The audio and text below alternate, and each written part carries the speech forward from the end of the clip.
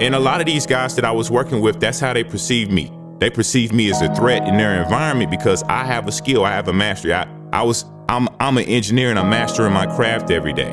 You know, I could go out here and if the generator go down, I can get it back up and run it. If the power go down or if the lights go off, I can get it back on. I had a skill set that I could do that I could perform on a daily basis, that I did perform on a daily basis, that I was really good at, and they seen how good I was at.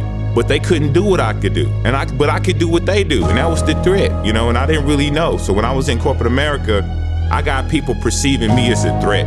I got people that are maneuvering, I got people that are moving obstacles, I got people that are purposely making life for me difficult and hard because they see it as we're on the Serengeti. They're seeing this thing as this is the survival of the fittest. They're seeing me as like I could potentially take food out of their mouth, or I could potentially take food out of their kids' mouths, or I could potentially stop them from being promoted or being able to make director or manager how they're setting their sights. When I'm not even looking at that, I'm a black kid in corporate America just trying to survive every day. You know, I'm just trying to go in there, do my job, and then go home and go on about my business. I ain't even thinking about half the stuff that y'all thinking about.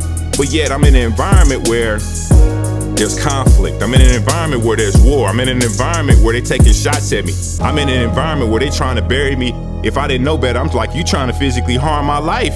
You know what I mean? When you constantly piling work on somebody and you have no disregard for a work-life balance, or you purposely are giving somebody hours where they don't have enough hours to even sleep in a day, or you constantly making demands behind the scenes like you can't go home until you fix it. Like I was like a modern day slave in my mind as an engineer because engineers can be bullied. Most of the time by our very nature, we're not gonna push back on management. We're not gonna push back on upper management telling us to do certain things. We're just gonna go do it. We're engineers, man. Somebody put pressure on you.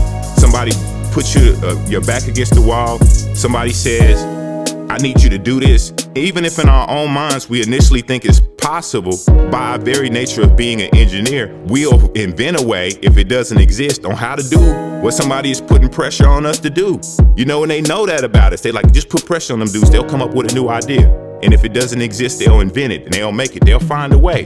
And that's the story of my life and my existence, because it is true. A lot of the things that I was able to fix, a lot of the problems that I was able to solve, it was because I wanted my weekend. And they told me, you can't go home until you fix it. Or you're gonna be in here the whole weekend until we get this thing back online and we get it back up and running, we get it back making money.